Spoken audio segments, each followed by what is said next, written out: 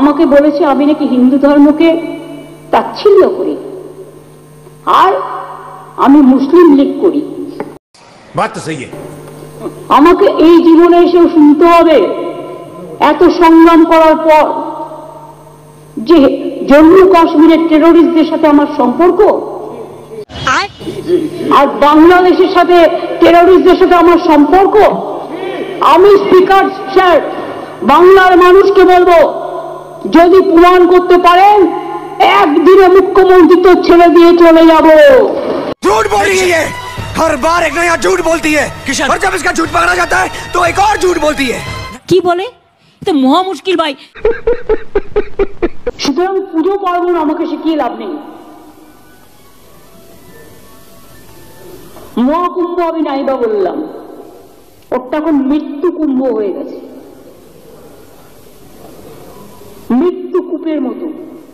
আমি মহাকুম্ভকে সম্মান করি, আমি শ্রদ্ধা জানাই, পবিত্র গঙ্গা মাকে আমি সম্মান করি, কিন্তু প্ল্যানিং না করে এত হাইপ তুলে এত লোকের মৃত্যু বললেন 30 জন, কথাটা কি সঠিক?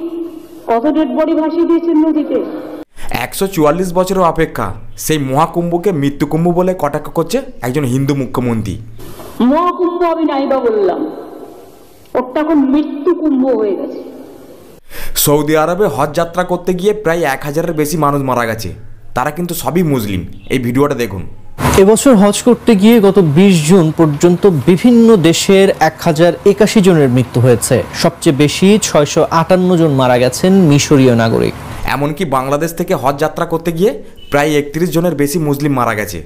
এবারের হজে বাংলাদেশের অন্তত 31 জন মারা গেছেন বলে জানা গেছে। বিভিন্ন দেশ থেকে আসা হজ যাত্রা করতে গিয়ে প্রায় 1300-এর উপরে মানুষ মারা গেছে, কিন্তু কোনো মুসলিম ধর্মগুরুকে দেখলাম না, কোনো মুসলিম মুখ্যমন্ত্রীকে দেখলাম না হজে মক্কাকে নিয়ে উল্টোপাল্টা মন্তব্য করতে। কিন্তু মহাকুম্ভে 40-50 জন পদপিষ্ট হয়ে মারা গেছে, হিন্দু হয়ে মহাকুম্ভকে মৃত্যুকুম্ভ বলে কটাক্ষ করছে। এটাই তো সেকুলারদের ধর্ম। মহাকুম্ভ আমি নাইবা বললাম, ওটা এখন মৃত্যু কুম্ভ হয়ে গেছে। হজ যাত্রায় প্রায় 1300-এর উপরে মুসলিম মারা গেছে, কিন্তু কোনো মুসলিম কমিউনিটিকে দেখলাম না যে মক্কাকে নিয়ে উল্টোপাল্টা মন্তব্য করতে। আর ওইদিকে মহাকুম্ভ নিয়ে অখিলেশ যাদব থেকে শুরু করে মমতা ব্যানার্জি, অভিষেক ব্যানার্জি, কুণাল ঘোষ, এমনকি রাহুল গান্ধী পর্যন্ত একটার পর একটা হিন্দু নেতা এই মহাকুম্ভ নিয়ে রাজনীতি করেই যাচ্ছে। जो सरकार मरने वाले आंकड़ों को न दे सके, हम इनके किस आंकड़े को मान लें? मैं अभी भी कह रहा हूँ 40 करोड़ लोगों का जो सपना दिखाया था, हम तो ये भी मांग कर रहे हैं कि अगर महाकुंभ में उत्तर प्रदेश सरकार को बजट की कमी थी तो बजट क्यों नहीं दे रहे हैं आप? মহাকুম্ভ 144 বছরে একবার আসে, সবই ঠিক আছে। এত মানুষ যখন যাবে একটা মিনিমাম ব্যবস্থাপনা প্রস্তুতি তো দরকার। মহাকুম্ভ আমি নাইবা বললাম, ওটা এখন মৃত্যু কুম্ভ হয়ে গেছে। 40-50 জন মৃত্যুর জন্য এই 144 বছরের মহাকুম্ভকে যদি মৃত্যুকুম্ভ বলে কটাক্ষ করা হয়, তাহলে আমাদের এই পশ্চিমবঙ্গে মাত্র 14 বছরে লোকসভা, বিধানসভা আর পঞ্চায়েত ভোটে যা মানুষ মারা গেছে, তাহলে এই তৃণমূল সরকারকে কি বলে কটাক্ষ করবেন? শুধু তাই নয়, আর একটা ভাষণ শুনুন। এই মহাকুম্ভে প্রয়াগরাজে নাকি কোনো পরিকল্পনা নেয়নি উত্তরপ্রদেশের প্রশাসন। একটা বড় অনুষ্ঠানে স্ট্যাম্পেড হতেই পারে, কিন্তু তার জন্য প্ল্যানিং করতে হবে। কি প্ল্যানিং করেছিলেন আপনারা? মহাকুম্ভ শুরু হওয়ার দিন পর্যন্ত কোনো প্ল্যানিং হয়নি। মহাকুম্ভতে প্রয়াগরাজে প্রায় 50 কোটি মানুষ এসেছে পুণ্যস্নান করতে। উত্তরপ্রদেশের প্রশাসনকে অসংখ্য ধন্যবাদ জানানো উচিত যে তারা দিনরাত নিরাপত্তা দিয়ে চলেছে। তার সিকিভাগ আমাদের পশ্চিমবঙ্গে ছেড়ে দিন, আমাদের বাংলায় সামান্য লোকের ভিড়ের চাপে দুর্গাপুজো বন্ধ করে দেয় প্রশাসন। তবে রানাঘাটের 112 ফুটের দুর্গার পুজো এবার আর হচ্ছে না। উদ্যোক্তাদের খুব স্বাভাবিকভাবে মন খারাপ। 112 ফুট দুর্গার পুজো বন্ধ। এবার পুজো বন্ধের সিদ্ধান্ত নিল ক্লাব। নিরাপত্তার কারণে প্রশাসন অনুমতি দেয়নি। প্রয়াগরাজে মহাকুম্ভতে প্রায় 50 কোটি মানুষ পুণ্যস্নান করেছেন। 50 কোটি, এটা কোনো ছোটোখাটো সংখ্যা নয়। তবুও দুর্ঘটনাবশত ওখানে পদপিষ্ট হয়ে 40-50 জন মানুষ মারা গেছে। এটা অত্যন্ত দুঃখজনক। তাই বলে সনাতন ধর্মের দীর্ঘ 144 বছরের অপেক্ষা এই মহাকুম্ভকে মৃত্যুকুম্ভ বলে কটাক্ষ করা আজ যাই হোক একজন বাঙালি হিন্দু মুখ্যমন্ত্রীর মুখে শোভা পায় না। মহাকুম্ভ আমি নাইবা বললাম, ওটা এখন মৃত্যু কুম্ভ হয়ে গেছে। যে আমাদের মাননীয় জয় শ্রীরাম শুনলে নাকি গালাগালি মনে হয়। जय গাড়িতে করেছিল।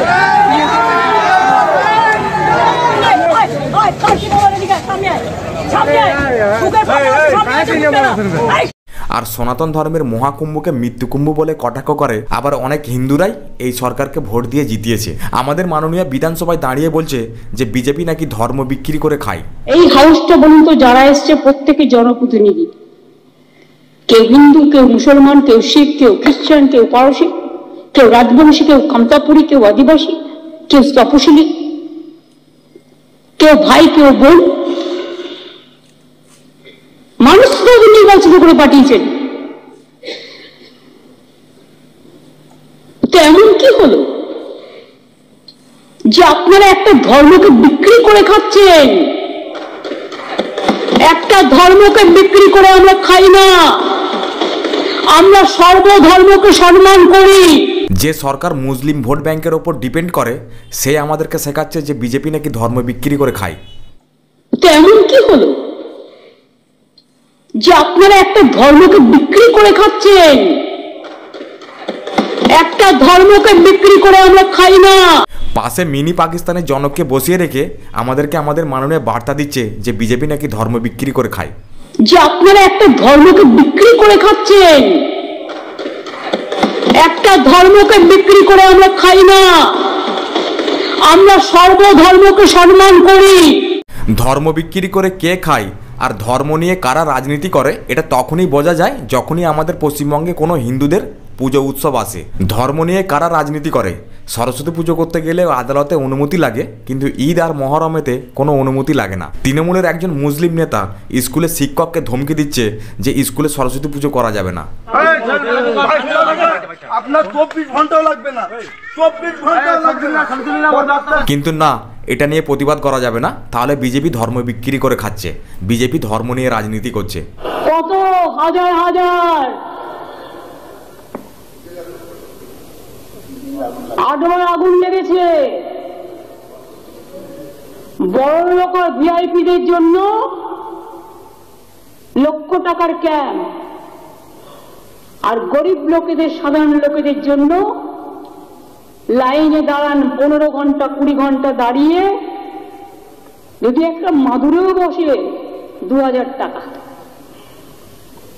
এক কাপ লাল চাও 500 থেকে 2000 টাকা।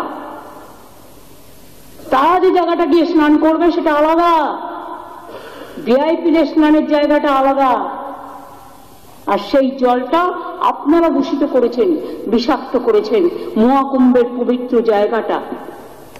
মহাকুম্ভে পবিত্র জল নাকি দূষিত হয়েছে।